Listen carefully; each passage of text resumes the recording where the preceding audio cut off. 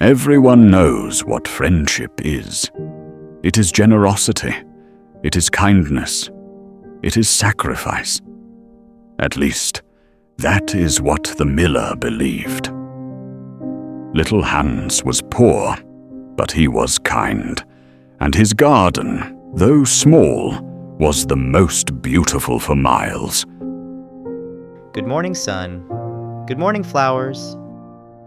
Hans sold his flowers at the market, and when winter came, he lived quietly, dreaming of spring.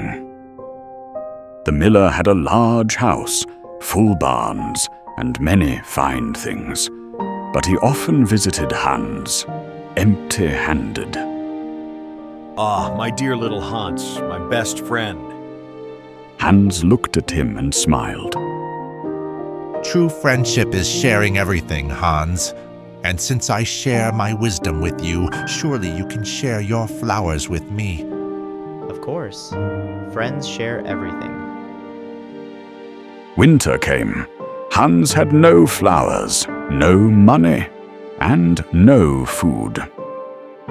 So he sold his own wheelbarrow, the last useful thing he owned. The miller did not visit, because, as he said, If you visit poor people in winter, they may ask you for things. That is not true friendship. His wife admired him warmly and said, You have such noble ideas about friendship, dear. You always think of what is right. The miller smiled. He was very pleased with his principles. When spring returned, Hans's garden bloomed again, and so did the miller. Hans worked harder than ever, saving coin by coin, hoping to buy the wheelbarrow back. Hans, my friend, I may give you my broken wheelbarrow one day. Very generous of me, don't you think? Hans smiled. He did not yet know what that promise would cost him. Oh yes, thank you. But it wouldn't be right to give you my wheelbarrow for nothing, Hans. Friendship must be fair. And, since I'm giving you something of value, you can spare me a few flowers now and then. Of course, that's only fair. And so Hans began paying for a wheelbarrow that was never given.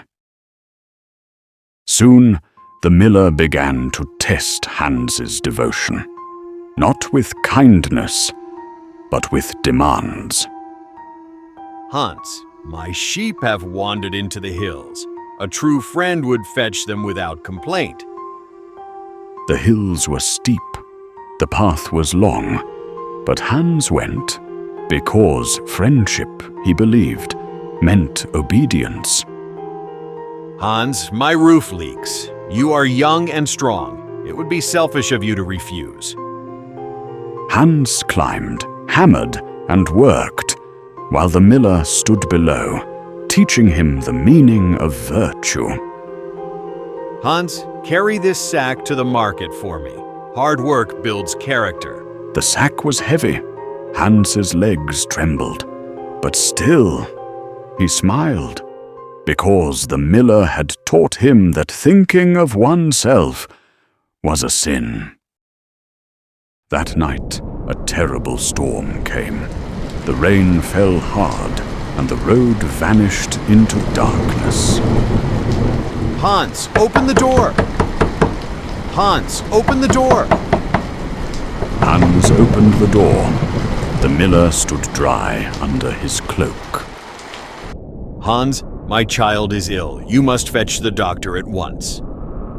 Me? But the night is very dark, and I have no lantern. No lantern? I am surprised at you, Hans.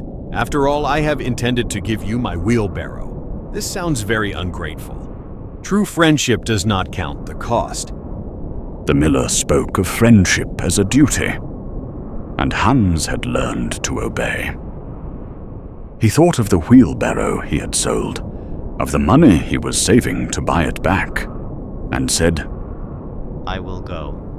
And so little Hans walked into the night, without light, believing still that sacrifice was kindness. Little Hans never returned. They found him in a ditch, cold and alone. They buried little Hans on a cold morning. The garden he loved stood empty behind them. My friends, I have lost my best friend. It is a terrible thing to lose a devoted friend, especially when one has such strong principles. The miller spoke for a long time. I gave Hans my advice freely. I taught him what was right. That is the highest form of friendship. I had intended to give him my wheelbarrow, but now I shall never have that pleasure.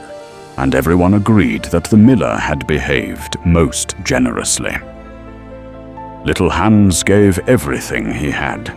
The miller gave advice, and believed that was enough.